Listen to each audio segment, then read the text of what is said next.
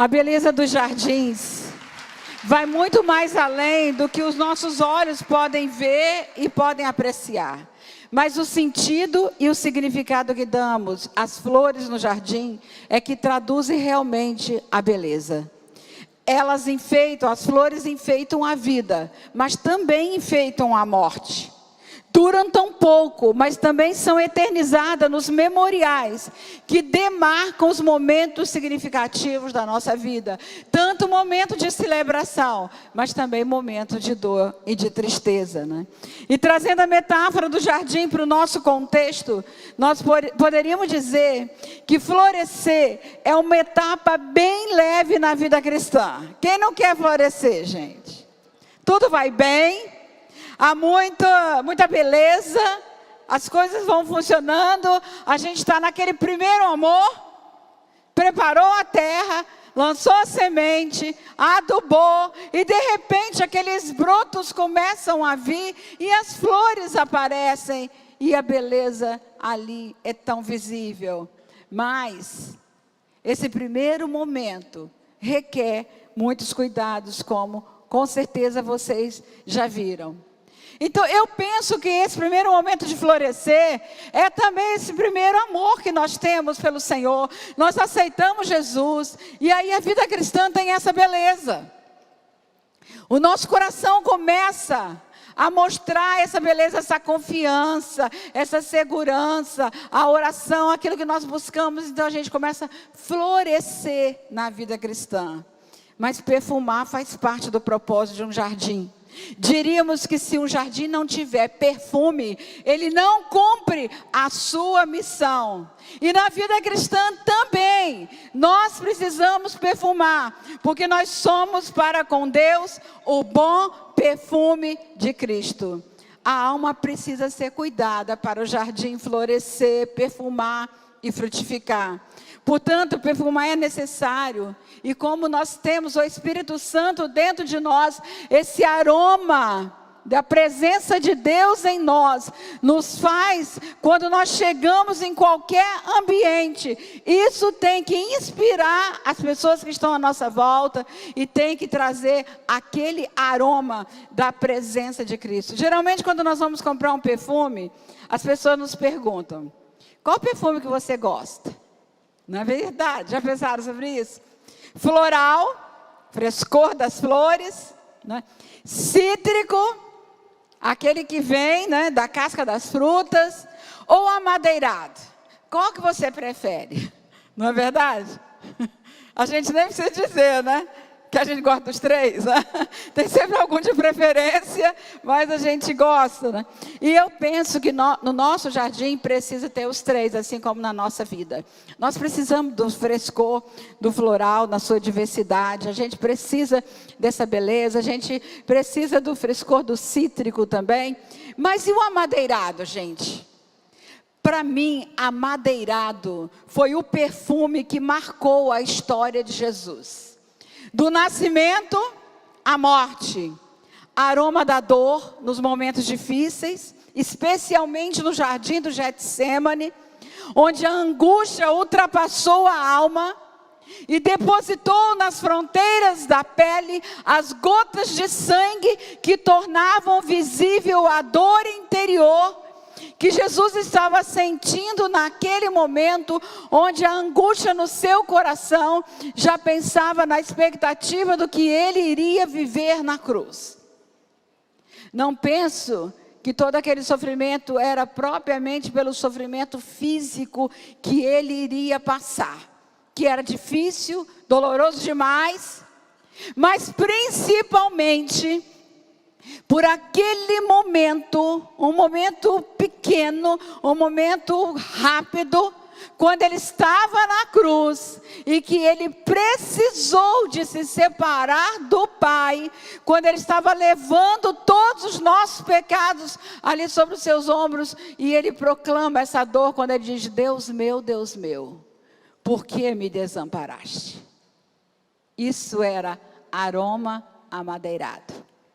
Da dor. Por quê, gente? Porque ele estava no madeiro. No solo onde as lágrimas da dor são derramadas, podem crescer as mágoas, os ressentimentos, as amarguras, ou podem aflorar poesias, canções, orações e sonhos. Os mais belos hinos e poesias foram escritos em tribulação, e dos céus as lindas melodias se ouviram na escuridão. A gente escolhe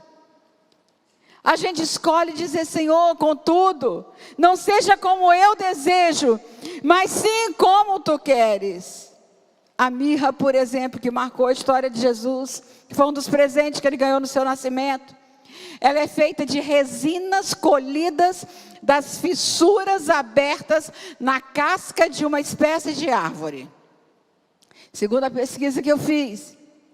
Mas para essas resinas saírem, para as fissuras saírem na casca da árvore, é preciso dar golpes na árvore. Entenderam isso? A casca da árvore, para abrir fissuras, ela recebe golpes para extrair a mirra. E o significado da palavra mirra no aramaico e no hebraico é amargo. Na minha simbolização, as resinas escorrendo das fissuras abertas são como lágrimas que escorrem das feridas daquela árvore, espalhando o aroma amadeirado. A madeirada aponta para o madeiro, para a cruz, para o amargo, para o aroma que a cruz espalhou e que trouxe a salvação, o perdão, a cura e a libertação. E nós também experimentamos muitas vezes esse aroma em meio às aflições da nossa vida, em meio às perdas, principalmente nesse tempo que nós vivemos, onde fomos confrontados com a dor, com a perda e com a morte todos os dias. E o que vai surgir desse jardim, onde tem árvores que receberam golpes e fissuras e brotaram as resinas que têm o cheiro amargo. Na minha percepção, queridas mulheres e homens que aqui estão, o grande desafio para nós não é nem florescer e nem perfumar.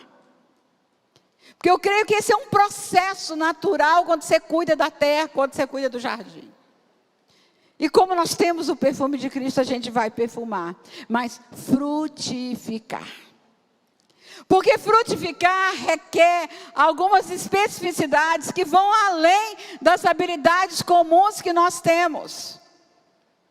Primeiro, nenhuma árvore dá fruto para si mesma. Preste atenção nisso. A árvore pode estar linda, frondosa, carregada de frutos. Aqueles frutos podem ficar na árvore. Então uma árvore não dá fruto para si mesma. Portanto, a questão é: vou produzir frutos com que finalidade? Vou frutificar com que finalidade? Se você entender isso, vai pensar se as raízes da sua árvore estão aprofundadas em um solo que tem realmente todos os nutrientes para cumprir o seu propósito. Se a sua árvore tem seiva suficiente.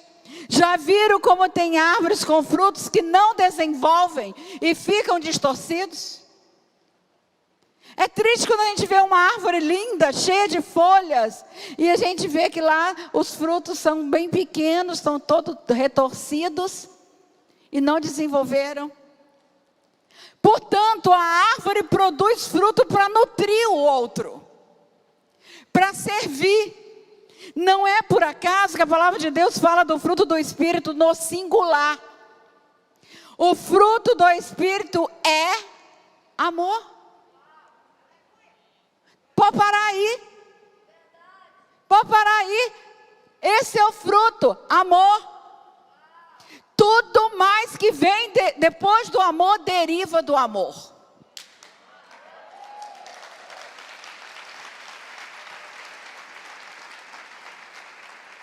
Portanto, transformar o singular em plural é preciso ir em direção ao outro. O amor tem que ser para o outro. A alegria tem que ser manifesta no outro. A paz tem que ser pacificador. Gente, um jardim pacificado, de pessoas pacificadas. Gente, esse é o grande desafio. Porque quem ama, vai pacificar. Quem ama, é pacificada e vai ser pacificadora. E aí, queridos, a paz estrutura o psiquismo. A paz harmoniza a alma. A paz faz esse alinhamento de espírito, alma e corpo. E tudo isso vai resultando em comportamentos em direção ao outro, em bondade, em fidelidade, em mansidão, em domínio próprio.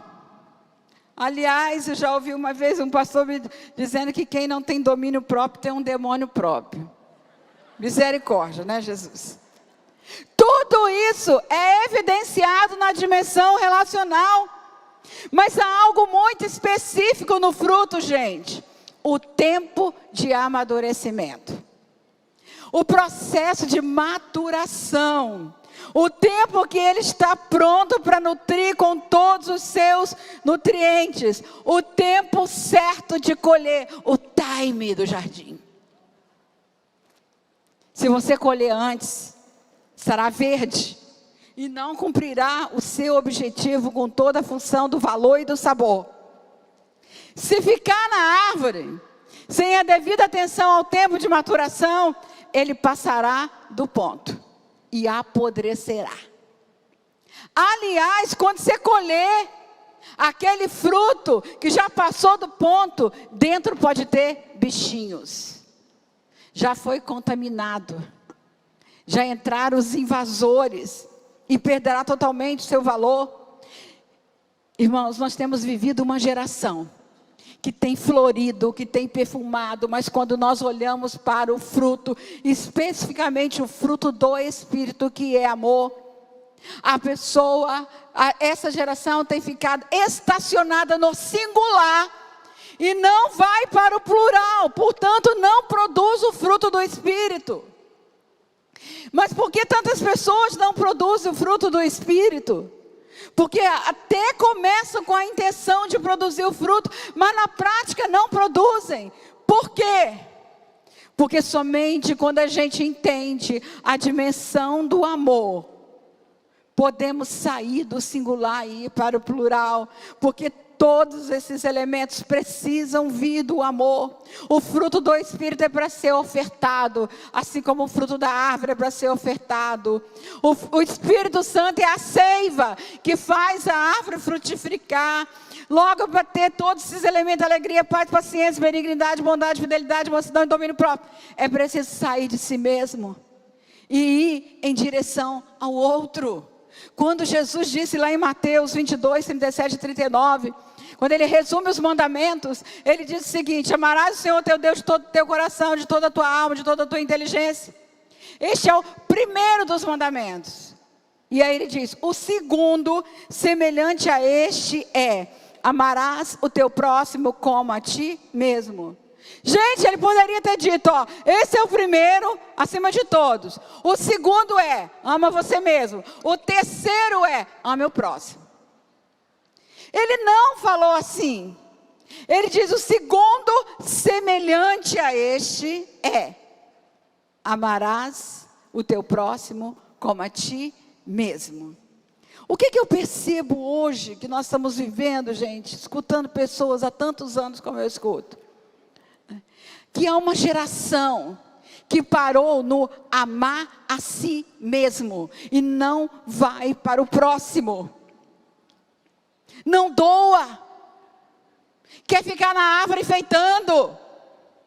É a turma do adorno, a turma do enfeite.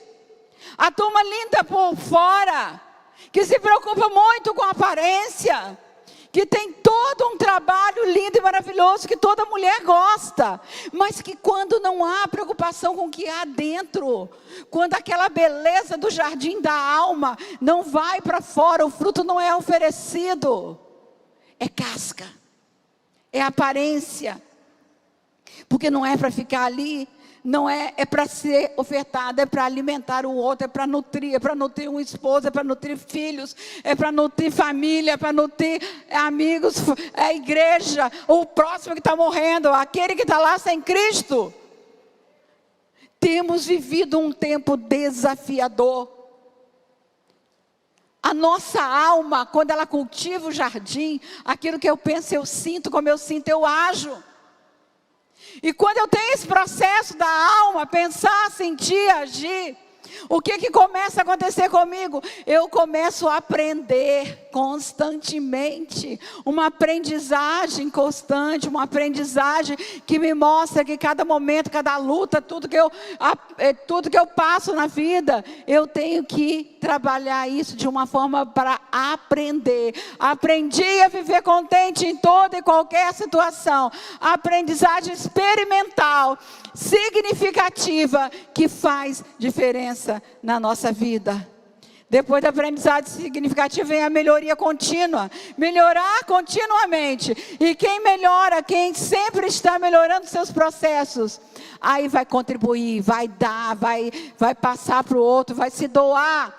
Por quê? Porque quando chega nesse momento da doação, da contribuição, nós assumimos a responsabilidade que viemos aqui nesse mundo para assumir. Queridos, qual é o propósito pelo qual estamos nessa terra? Não estamos aqui para vivermos para nós mesmos. Nessa geração que só quer florescer e perfumar, muitos estão tão distraídos, é a geração distraída, que não percebe quem está à sua volta. Uma geração dispersa, uma geração hiperativa, que não tem percebido o tempo certo de ofertar seu fruto. Não tem acolhido no tempo certo, no exercício do amor. Isso em muitas dimensões da vida, gente, familiar, social, ministerial. A fé sem obras é morta, mas antes de morrer ela apodrece. O fruto apodrece. Esse é o processo da morte.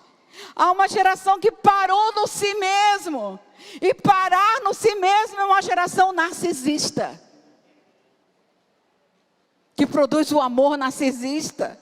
O que é o amor narcisista? Na mitologia grega, Narciso, ele ficou tão encantado com si mesmo, que ele vai se olhar no espelho da água, e quando ele olha a sua imagem, ele fica tão encantado com a sua imagem, que ele mergulha na sua própria imagem.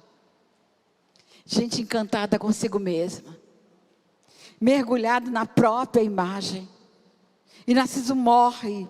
Uma geração de pessoas encantadas com as suas próprias imagens. Nunca se falou tanto de autoimagem como hoje. Cursos e cursos ensinando a pessoa se colocar no centro de tudo, na egolatria. Uma geração que não vive esse amor que a palavra de Deus nos diz. Gente, quando nós vivemos um amor narcisista, só amar a si mesmo, isso é um amor patológico, que adoece a gente, adoece o outro. Geração que pegou como lema, amar, amar, amar a si mesmo. E o outro? O outro? Não, o outro não tem tanta importância. O outro não importa. Importa é a minha felicidade. Eu ouço isso no consultório. Importa a minha felicidade, não importa o que o filho vai sofrer, não importa o que aquela família vai sofrer, não importa o que o outro vai sofrer, importa é a minha felicidade. Que felicidade utópica, fantasiosa é essa? Quando a gente pensa numa felicidade de si mesmo e não pensa que o contexto essencial da felicidade é se doar. Vive na síndrome da sanguessuga, que está lá em Provérbios. Dá. Só quer receber. E casa assim. E constrói família assim. Ninguém quer se doar. Cada um só quer receber. Esse amor enlouquece, esse amor adoece. As pessoas que estão paradas nesse amor narcisista entram num cenário de destruição do outro, porque deixam de dar valor ao próximo, menosprezam o outro. E nesse amor narcisista geram filhos egoístas. Uma geração, gente, de crianças e adolescentes egoístas. Meu Deus, não tem sido fácil lidar com todos esses desafios. E o que acontece? Uma vida sem sentido, sem doação. E eu fiquei pensando, por que Jesus falou dessa forma? Amar o outro como a si mesmo. Ele poderia ter ali trabalhado em 3 mandamentos. Mas o que ele faz? Ele não trabalha com 3, ele trabalha com 2. Porque Jesus fez um entrelaçamento do amor. Amar a si mesmo e amar o outro. E isso é o 2º mandamento, semelhante ao outro. O que isso me diz? Que quando eu realmente amo a Deus, a outra dimensão do amor vai me impulsionar a produzir o fruto do Espírito. Entrelaçamento do amor, eu entendo que Jesus estava apontando ali a essência do amor, que o apóstolo Paulo chamou de um caminho sobremodo excelente, em 1 Coríntios 13. E lá no versículo 7 que ele diz, tudo sofre, tudo crê, tudo espera, tudo suporta. Logo é um amor que lida com sofrimentos, que lida com perdas, que exige fé, que se ancora na esperança, que busca forças para suportar, para ser suporte para o outro. Esse é o amor que jamais acaba. Mas o interessante desse texto, queridos, quando você abre 1 Coríntios capítulo 13, que você lê tudo sobre o amor, quando chega no versículo 11, diz o seguinte, olha só, que esse amor não tem como ser vivido por crianças emocionais. As crianças não têm estrutura para produzir esse amor, porque estão na fase da dependência do receber, precisam receber para serem abastecidas emocionalmente, para aprenderem a dar. Portanto, esse amor é para pessoas amadurecidas. Emocionalmente, amadurecidas emocionalmente, consolidadas internamente, autorizadas por seus pais e por si mesmas a serem adultas, capacitadas para se responsabilizarem por suas escolhas, capazes de fazerem escolhas sábias. Esse amor não tem como ser vivido por crianças. Quando eu era criança, diz o versículo 11, pensava como menino, sentia e falava como menino. Agora, quando eu cheguei à idade adulta, deixei para trás as atitudes próprias das crianças. O que isso me diz? A idade cronológica pode não coincidir com a idade emocional. A maturidade não está vinculada ao tempo cronológico da vida. A maturidade não é contada por calendários e relógios. A maturidade está vinculada ao tempo subjetivo, tempo da experiência, daquilo que eu aprendi ao longo do tempo. A maturidade está vinculada também ao tempo lógico. Tempo lógico é o tempo da psicologia, é o tempo de cair a ficha. É o tempo da compreensão. E eu peço ao Senhor que nesta manhã seja um tempo lógico para todos nós aqui, onde as nossas fichas caiam, que chega de infantilidade, que chega de viver com crianças emocionais, que é tempo de amadurecimento, no ponto certo. A maturidade também está ligada ao tempo kairos, tempo da oportunidade, da sabedoria da vida.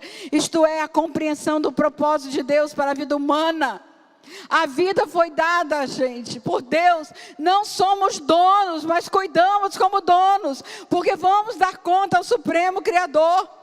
O autor de Hebreus fala sobre isso no capítulo 5, quando ele diz, quando vocês deveriam ser mestres, ainda estão precisando de leitinho. Será que não é isso que tem levado essa geração nessa loucura que muitos estão vivendo hoje?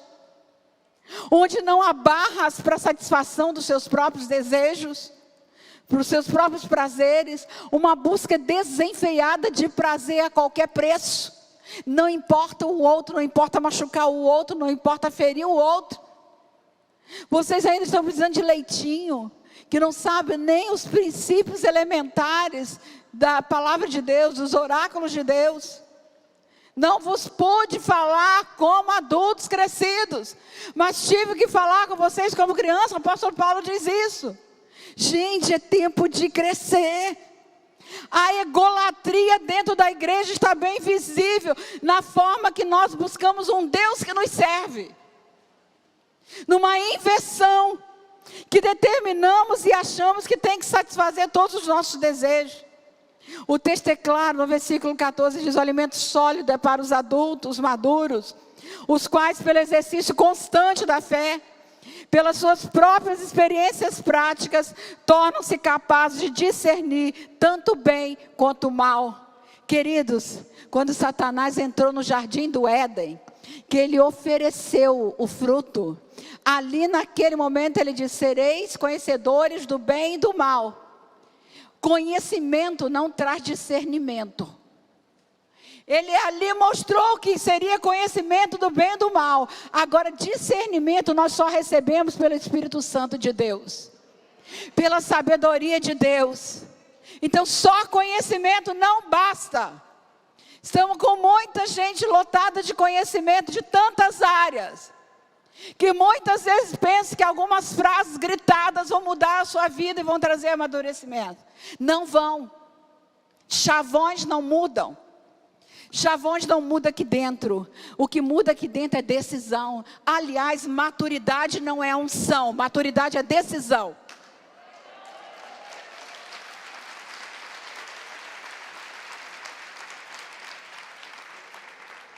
Portanto, não adianta, Senhor, dar-me maturidade. Ele vai dizer: já está na minha palavra.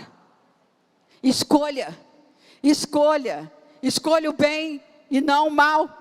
Porque com discernimento o inimigo é enganador. O que parece bem no reino é mal. E muitas vezes o que parece mal, não é? No reino, para a nossa egolatria, é bem, é bom. Ofereça os vossos corpos como sacrifícios vivos, é bom? Parece, né? Renunciar aos meus desejos. Na egolatria é péssimo. Mas na palavra de Deus é a saída para crescer. Para crescer, para ter maturidade. Queridos, quando Satanás chegou e disse tudo isso para Eva, ali distorcendo a palavra: ele pode comer, tomar e comer. Não é isso que ele fez. Ela pegou e comeu, e deu ao seu marido que estava ao seu lado, como diz aqui na Bíblia King James, e ele também comeu. Aí quando Jesus coloca a sua mesa, a última ceia, a última Páscoa, que ele já estava vislumbrando a cruz, onde ele ia se entregar. Aí ele usa: tomai e comei. Entendeu? Jesus ressignifica. Aquele tomar e comer que você comeu te trouxe morte, mas esse tomar e comer te traz vida. Vida, vida. Porque esse é o meu corpo. Esse é o meu corpo. Esse é o meu fruto. É o que essa árvore que vai ter perfume amadeirado na cruz te oferta. Mas como um corpo não tem vida sem sangue, ele derrama o sangue para dar vida ao corpo. Ele dá o seu corpo para formar um outro corpo, o nosso corpo como igreja, que ganha vida no sangue de Jesus. Por falta de maturidade, é uma geração de pessoas frustradas com Deus, como crianças que não foram atendidas em seus próprios desejos. E deixe-me dizer uma coisa que eu penso: muitas doenças mentais estão dentro desse contexto. Muitos adoecimentos na alma estão dentro desse contexto. O fruto não está sendo colhido e dado e doado. Fica na árvore. Portanto, queridos, a minha oração é que Deus levante neste tempo uma geração como os filhos de Issacar, que está lá em 1 Crônica 12:32. Dos filhos de Issacar, 200 de seus chefes, entendidos na ciência dos tempos, para saberem o que Israel deveria fazer. Gente de mente aberta, que está percebendo o que está acontecendo no mundo todo, que conhece a ciência dos tempos, E que conhecendo a sabedoria e a ciência dos tempos, sabe que é hora de doar. É hora. É tempo kairós, queridos. É tempo lógico e kairós. Tempo de cair a ficha. Tempo de insights. Tempo de compreensão para perceber as oportunidades que temos à nossa volta. Para doar o nosso fruto. Para nos nutrir. Nutrir a nossa família. Nutrir a nossa igreja. Nutrir a humanidade. Porque é tempo da igreja fazer diferença aqui. Lá naquele jardim entrou uma serpente. Será que não tem entrado serpente no seu jardim? Está atento para perceber? Tem a ciência dos tempos para entender. Andai como sábios, remindo o tempo, porque os dias são maus. Discernir os tempos, entender a época, perceber e interpretar os sinais dos tempos, discernir o futuro, são discernimentos necessários, conhecimento fundamental, revelações essenciais para se alinhar ao propósito de Deus. Portanto, queridos, do jardim viemos, ao jardim voltaremos. Tempo de cultivar o jardim. Não adianta só florescer na sua beleza. Não adianta só perfumar com floral, com cítrico. O amadeirado faz parte da nossa vida. É o perfume da dor. É o perfume dos momentos difíceis. Agora, na seiva do Espírito, o seu fruto precisa ser colhido no tempo certo. Tempo de maturidade, conhecimento, ciência dos tempos, para cultivarmos o nosso jardim. Deus te abençoe. Aleluia, aleluia, aleluia. Vamos ficar em pé, Janinha. Glória a Deus. Glória a Deus. Eu tenho trabalhado muito esses conteúdos aqui nesse livro, gente. Porque é tempo de sair do mimimi, da infantilidade, do meu pai me fez, minha mãe me abandonou. Chega. Esquecendo-me das coisas que para trás ficam. É memória curada. Né? Verdade. Aleluia. Prossigo para o alvo da soberana vocação. Olha só, quem percebeu? Sexta-feira à noite, abandona o evangelho para viver o evangelho. Sábado à noite, Deus traz a pastora Helena Tanuri com autoridade. Colossenses, estão lembrados? Filadélfia, está lembrado de onde foi tirado? Está lembrado? Vocês estão vivendo que evangelho? Volta para a raiz. Aí hoje de manhã Deus toma essa mestre do bem. Eu já me vejo lá na minha casa, essa semana ainda, te ouvindo de novo e de novo. Que isso já está lá em casa com o link. Porque uma palavra como essa é que mantém a gente numa coisa chamada prumo. Quem não tem prumo, tomba para um lado, tomba para o outro. Você, amiga, lá no jardim de casa agora, o mozinho cultivou umas coisas que, para firmar, tem que prumar. Pruma para poder vingar. Entende? Estabiliza até ela ter raiz forte, caule forte e chegar o tempo. Aí a dor está lá, no amadeirado, né? Então, eu não tenho palavras, sabe, para agradecer o meu pai, o nosso pai, por ele ter essa bondade e amor em si mesmo, de sentar a gente, meninas, como filhas. Vem aqui, minha filhinha linda, vem, senta aqui, papai vai dizer tudo para você como tem que ser. Quem é mãe aqui? Levanta a mão. Meninas, sabe como que os nossos filhos não se perderão? Nessa doutrina. É nessa doutrina. Aleluia. Sabe? Quando ele chegar, mãe, meu filho, você não é o Deus da terra, nem a luz do mundo. Você é só filho. Vem aqui, deixa a mamãe te falar como é que é. Aí a alma é curada. Nos limites, na segurança. Na segurança. Dá um aplauso ao Espírito Santo. Porque a bondade de Deus é grande demais. Obrigada, minha amiga. O Senhor te recompensa em grande medida. Muito obrigada.